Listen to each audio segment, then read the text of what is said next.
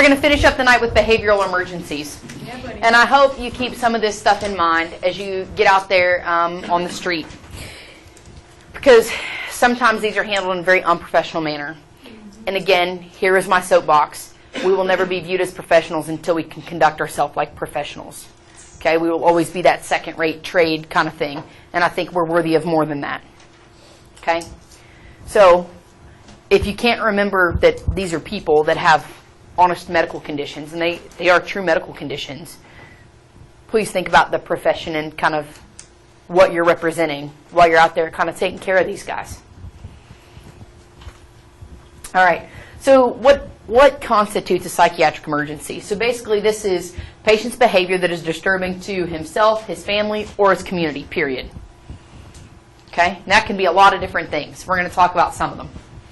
So never assume the patient has a psychiatric illness unless you've ruled out all your medical causes. What are some of the medical causes that may present like a psych problem? Diabetes. Withdrawal. Hypoxia. Trauma. Very good, guys. Very good. May I ask, if they tell you I have this disorder, are you allowed to then go with that? No. You still need to make sure, right? I mean, so there are some other things I got to know. Just because somebody has a history of a heart attack, I can't just assume that that's why I'm there either. That's no different. Okay. Does that make sense? Yeah, that makes more sense, actually. Okay, go ahead. So, some causes. Let's see how many we got. Low blood sugar, hypoxia, inadequate cerebral blood flow, head trauma, drugs and alcohol, excessive heat and cold.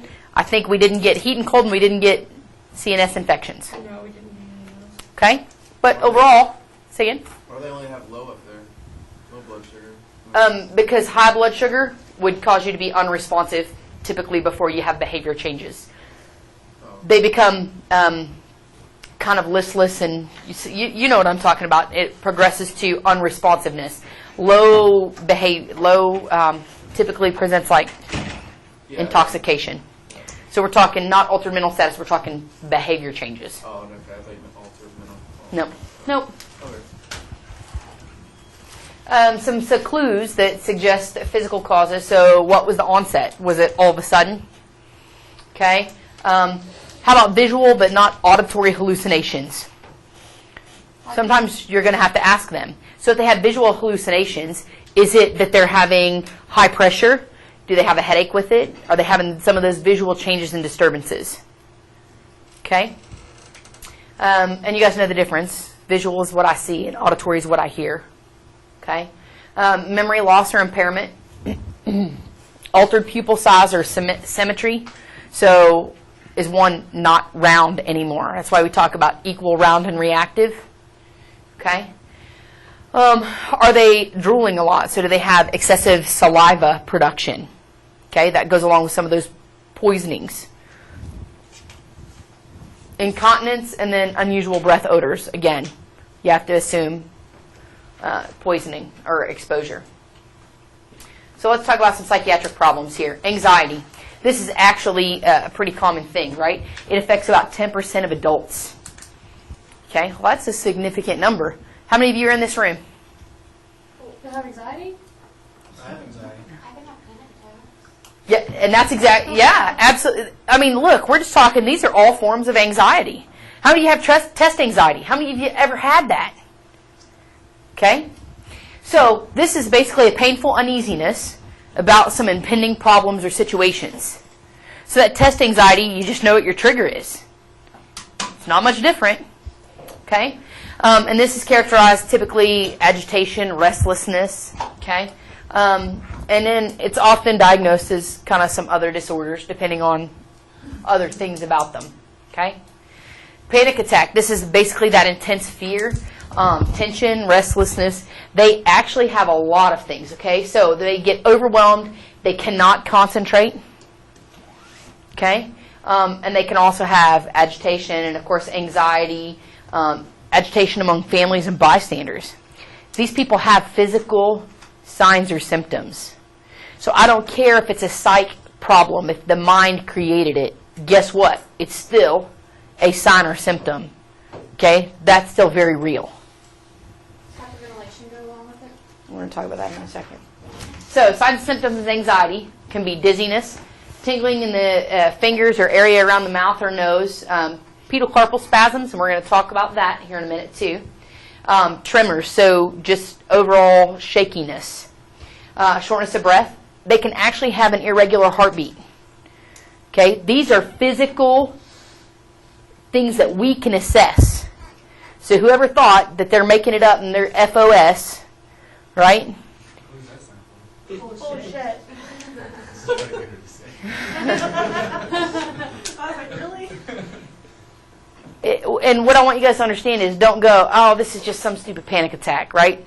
These are actually physical signs. So it tells me that it really does affect the body, right? You guys see what you understand what I'm saying here? It's not just psychological. It is actual physical, okay? Palpitations is basically that fluttering feeling. They can actually get diarrhea or feel like they're choking. You know, you can't swallow very well. Phobias. We all kind of know what a phobia is. It's pretty closely related to anxiety, but it's stimulated by a specific thing like arachnophobia, right? I know somebody, yeah, I knew it was somebody. Or it could be symptoms, so they're going to resemble panic attacks, but it's usually an exposure to one of the things. And most common, actually, who would have thought, is agoraphobia, and that's basically fear of open spaces. These people don't leave their homes. They stay in that confined area. They get uncomfortable in big groups and open spaces. Hermits. Yeah. I thought the most common would be like claustrophobic. No, these people want to be claustrophobic. Depression. So basically, this is a feeling of sadness.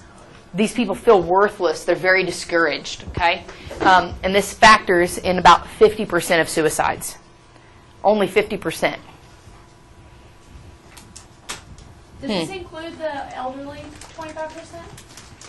If they have depression, it does. Okay. I was just curious if it was different, because in the last slide it was separated out. Yeah. I was wondering if, is this 50%? This is depression of all overall. Adult, okay. Depression overall. Signs and symptoms. They're going to have a sad appearance, and if you've never seen anybody who lost a loved one shortly thereafter, you understand what depression looks like, and it does have a look. The cartoons, the commercials, they do a pretty good job of kind of giving you that impression, okay? They may have a very apathetic behavior. They can have crying spells. Withdrawing, okay, is not uncommon. Loss of appetite. So a lot of people do one of two things. Either they don't eat or they comfort eat. And those are typically going to be more your anxiety people, okay? And then sleepiness, fatigue because they're not sleeping, restlessness, dependence. Okay? Go ahead. You have to ask all patients who have depression if they have thoughts of suicide.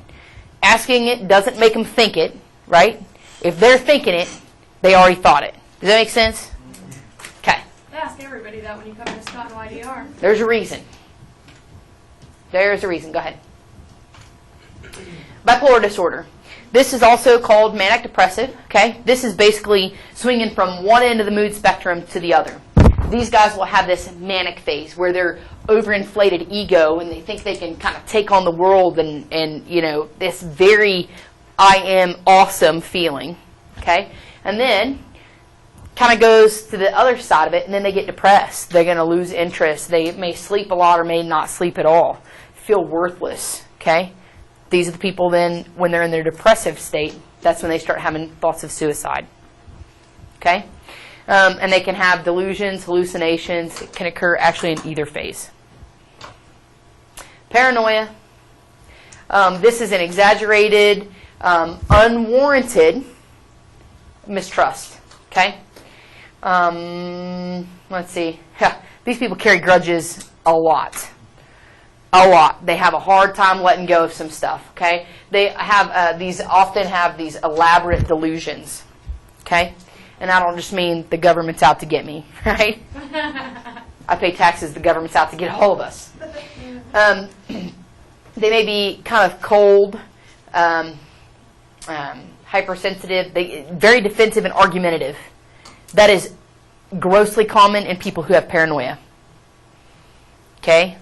They're always defensive. They don't trust anyone. and they're going to argue with you. That's just kind of how it is. So be careful about how you approach them and the way you're going to engage in conversations, okay? They can't accept fault, that's for sure. And then they're excitable, and these people are unpredictable. So again, be careful about how you approach them in some of the conversations where you choose to take that conversation. Sounds like my ex. Is it just paranoia? Go ahead. Schizophrenia. And this is basically distortions of speech or thought, okay? And they can have very bizarre hallucinations. They're going to typically be socially withdrawn, and they have a lack of emotional expressiveness. This is not the same as multiple personality. So what I want you to understand about these people, you cannot kind of go along with if somebody's hallucinating, do not go, yeah, I see it, okay? Here's why. It'll make it worse. Yeah, a lot worse. People who take their medicine, typically, what I've heard from a lot of people, actually, my patients, when they take their medicine, they can differentiate between what's real and what isn't real. When they're off their medication, there is no boundary between what is or isn't happening. So they can't tell. They can't tell that I'm hallucinating now, right? They don't know what is real and what is not real. Okay? So contributing to that could actually put you at harm, and it's really bad for your patients. Okay? Suicide attempts is any willful act designed to end one's own life. And I don't care how silly it may be. Prime example. Had a guy in basic training, tried to kill himself. How do you think he tried to kill himself? Hug himself? No, that was second. He drank a bunch of laundry detergent. Laundry detergent? Do you know what you have access to in basic training? No. Laundry detergent. And they didn't end up kicking him out. He actually he got sent home because he tried to hang himself with a buffer cord in the middle of the night in the bathroom. Okay? So again, it's the whole, he was willfully trying to hurt himself.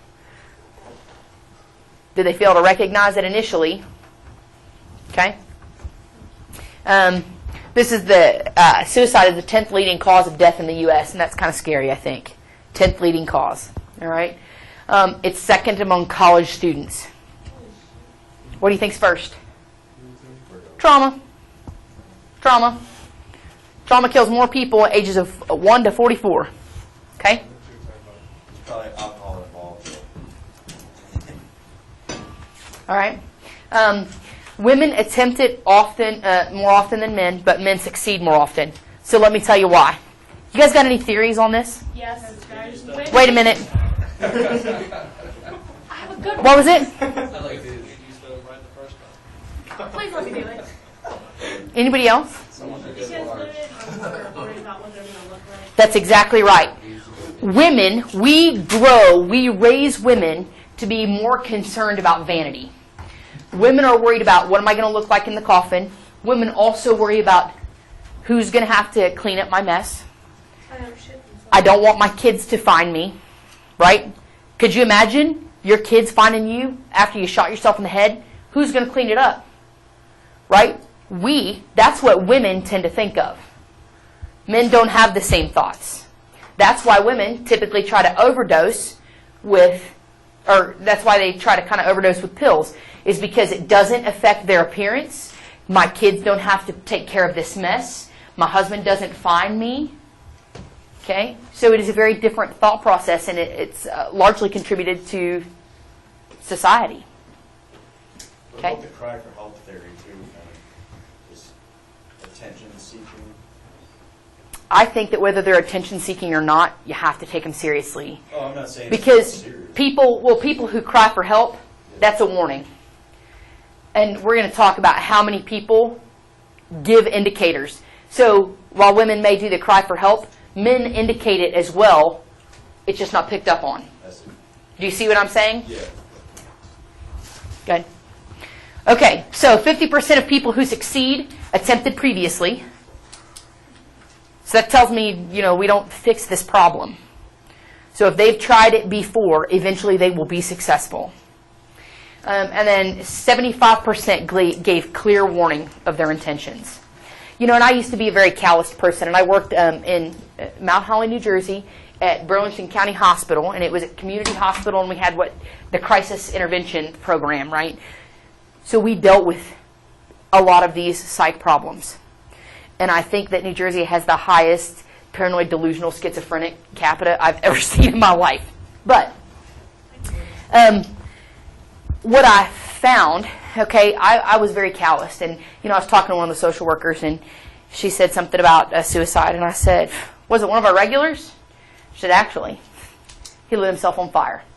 Shut up. That is somebody who wants to die. And he had tried other ways that were unsuccessful. And you become very calloused and go, did somebody not show him how to do it the first time? How crappy do you feel that you tried to take your own life and you couldn't succeed at that?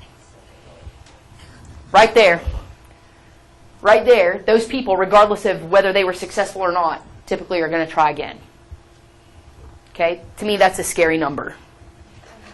And if you've never worked a suicide and had to walk past the family that found their dad shot in the head, or to pull the guy from over the bridge where he hung himself, I'm telling you, this hardens my heart, and it didn't used to. It did not used to do that. But I stood there at the bridge where the gentleman used battery cables, parked his car up the street, didn't even tie him off. And I thought, how horrible a feeling must this man have felt, that he felt like this was the best option he had. Could you imagine that feeling for even a second? This is the best option I have. How bad must it be?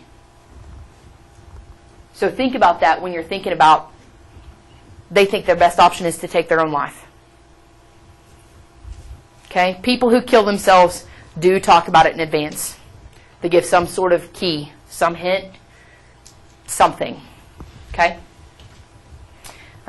Take all suicide acts seriously.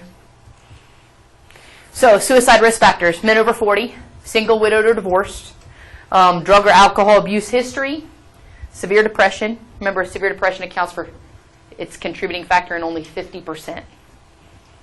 Okay, so only half the people that kill themselves are depressed. Okay? Previous attempts or gestures, and then highly lethal plans. So yeah, if I go, are you thinking of harming yourself? And they say yes, then I go, do you have a plan? When somebody has a plan laid out, especially, the 45 that's in my top sock drawer, and the rounds are in my underwear drawer right next to it, I'm going to blow my head off in the bathtub. He's going to do it. Hands down, if not today, 50% of the people that you come in contact with like that are going to be successful later. Okay? So, risk factors. Obtaining a means of suicide. So what is their means? Okay. Do they have accessibility to it? Right? Previous self-destructive behavior, and that's a wide range of stuff that we could spend an entire 4 hours talking about. Current diagnosis of a serious illness. That is a big one. So somebody diagnosed with cancer, right? Don't want to go through it, don't want to put their family through it. What's the problem with that? Most life insurances don't pay out for suicide. No, my life insurance says if upon suicide, tract becomes null and void. Yep, most of them do. Recent loss of a loved one. I can tell you, I wholeheartedly believe that a broken heart kills more people than anything else. Is Okay. that why married people, and especially geriatric ones, die within Yep. the 3 months or so? Yeah, I think so. Arrest, imprisonment, or even loss of a job. All big contributing factors for suicide. So violence to others. 60 to 70% of your behavioral emergency patients become aggressive or violent. Okay? Learn to read your scene. Learn to read people. Learn to read body language. Okay? They are reading yours, I promise. So not only do you need to be assessing theirs, you need to be mindful of yours. So some causes include real or perceived mismanagement. Okay? Psychosis, drug and alcohol, fear, panic, or a head injury. Okay? It is not uncommon for head injury people to become violent. Some warning signs. Nervous pacing. I bet you'll know it. Shouting. Threatening. Clenched fists. Cursing. Throwing objects. Right? And I watch their jaw. Inevitably, if I'm standing here talking to somebody and I can see their jaw clench up and then you watch their fists, that's when I will back up and go, all right. And I will tell them, I see where we're going here. That's not what I'm here to do. Right? Okay. Dealing with behavioral emergencies. So some basic principles. We all have limitations. Okay? That's the bottom line. We have the right to our feelings, and I have to explain this to my now 11-year-old regularly. You are absolutely entitled to feel however you feel. I can't change your feelings, nor do I want to, because that's the one thing that you own. The difference is, you are not entitled to treat people however you want based on those feelings. And I hope you remember that when you have specific feelings about these people that you're going out to take care of, however you may feel about their behavior. Okay? Don't let your emotions get the better of you. All right? We have trouble coping abilities than we think. We have more coping abilities than we think. Okay? We all feel some disturbance when we're injured or involved in an extraordinary event. You just do. Okay? Emotional injury is absolutely as real as physical injury. You guys remember? Actually, you don't remember. I didn't tell you that. It was a different class. Let me tell you that about 60% of all pediatric patients who are involved in a traumatic event have mental deficits a year later. Pediatrics, they don't make it up. They don't even know. Okay? So it does have a significant impact. Okay? And people who've been through this crisis, they don't just get better. And that's what we have to understand as EMS providers. Okay? They don't just get better, and we don't just get better. Right? Don't get yourself into this depression stage because it can hit us based on the job we do alone. Okay? Some cultural differences also have some special meanings in behavioral emergencies, so be aware. So techniques, you want to speak calm. You want to be reassuring. Talk directly to them. Let them know in advance, I'm a paramedic. I was called here because somebody was concerned about you, and I'm just here to help you. Okay? Maintain a comfortable distance. That is when you're going to have to learn to read your scene and read your people. Okay? Try to get them to cooperate with you. Okay? Maintain eye contact and don't do any quick movements. All right? So, respond honestly. All right? That doesn't mean you have to answer every question completely. Don't ever threaten. Don't challenge them. Don't belittle. Don't argue with them. Okay? That's not what we're here to do, and I promise you that will go south in a minute. I guarantee you, significantly, a good part of the people that you're going to come in contact with, most of these things will work. Okay? If they don't, it's probably because you didn't deploy them appropriately. Now, not always, okay? Always tell the truth, and again, don't play along with hallucinations. They need to understand the difference between what's real and what isn't real. Involve trusted family members and friends. Be aware, though, they may be heightened and upset or mad at the family member, especially if they called you against their will. Okay? So again, get the trusted ones, okay? Be prepared to spend some time. These are going to be some of your longer scene times. You can't just go, okay, let's go. It doesn't work that way. Don't ever, ever, ever leave the patient alone. More than one time, I was walking on scene when a PD officer let him go to the bathroom, and then later we were breaking down the daggum bathroom door. All right? Avoid using restraints if possible, but don't put yourself in any questionable situations either. All right? And then don't force a patient to make decisions. Okay? Be suggestive. Hey, how about we just do this? Come on, let's go. Just go ahead and sit down there on the stretcher. We'll be at the hospital in no time. Okay? Encourage them to perform simple tasks. Very simple. Like, hey, man, why don't you go ahead and put your shoes on? We don't want to go anywhere without your shoes. Okay. And you'd be amazed at how many of them will go, all right, can you hand him my shoes? But if you try to put them on or make him put them on, he's going to go, no, I'm not listening to you. You're not going to tell me what to do. You're not going to manipulate me.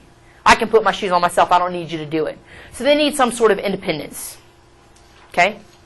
Does it matter who puts their shoes on? Do you really want to get down there and do it? No. That's a high risk to be kicked in the face if you ask me. Okay? And then disperse crowds that have gathered, because that can be a very intimidating thing for some of these patients. Okay. So, scene size up. Pay careful attention to dispatch information. Well, duh. All right? Never enter a potentially violent situation without police support. And know that the police can have the same impact that you can. You may be dealing with this very violent guy because the police, that was the kind of method that they chose to use. Okay? If your personal safety is if you're unsure of it, back out, stay out, wait for police. Okay? So in suicide cases, be alert for some hazards. So watch for that automobile that's running in the closed garage. Okay, that still poses a risk to us. Gas on the stove, okay, that's lit. Or be careful of those electric devices in water. All right, just be aware of them. And then, are there toxins on or around your patient? Be careful not to cross-contaminate based on whatever they did. Okay? Oh, quickly locate the patient. Stay between the patient and the door. That is important. Make sure you have an out. Know where your out is. Okay? Scan quickly for dangerous articles. Make sure you communicate that with your partner. It doesn't have to be, hey, there's a big butcher knife stuck in the wall. True story. I went on that call. Big butcher knife stuck right in the wall, and we were there for a psychiatric event with domestic violence. And it was a simple, hey, you see that, right? As we were walking by. Okay? Make sure you share that information. It's pretty important. Okay? If the patient has a weapon, ask them to put it down. Again, it's going to depend on the weapon. If they have a gun, I can't run faster than a bullet. So I'm already making my way to the door. Right? No questions asked. And if he won't, back out and wait for the police. Okay, look for some signs of possible underlying medical problems. Again, any of the above. The head injury, the hypoxia, the sugar, the whatever. Okay. Also look for methods or means of committing suicide. Make sure there's not multiple patients. Okay, identify life threats in your initial assessment. So you're going to look at medical and trauma first and assume that those are, kind of the contributing factor here. Focus history, physical exam. Be polite and respectful. Okay. Preserve their dignity, please. Ask open-ended questions. Encourage them to talk. Make sure you're listening. Let them know you're listening. Okay? And then acknowledge their feelings. I absolutely understand why you're sad. I understand that you're angry. Okay? That simple acknowledgement will go get you a long way. So look for injuries, medical conditions related to the suicide attempt. That's your primary. So if they cut their wrist, you're less concerned about their psychiatric wellness at this point, but more concerned about controlling the bleeding, right? Listen carefully. Accept their complaints and their feelings. Okay, don't show disgust or horror. Sometimes that's easier said than done, depending on what methods they may have tried before you got there. Okay. Don't trust those rapid recoveries. No, I'm okay now. I promise. It's good. Nope, something's up. Okay. Do something tangible for the patient, like, hey, if you do this, I can do this, right? Okay. Make sure you don't put yourself in a safety thing, and make sure it's something you really can do for them. All right. Do not try to deny that the attempt occurred. So if they go, I didn't do that, don't go, oh, I know you didn't. Okay? And never challenge the patient to go ahead and do it. It's in here because somebody has done it, I'm telling you.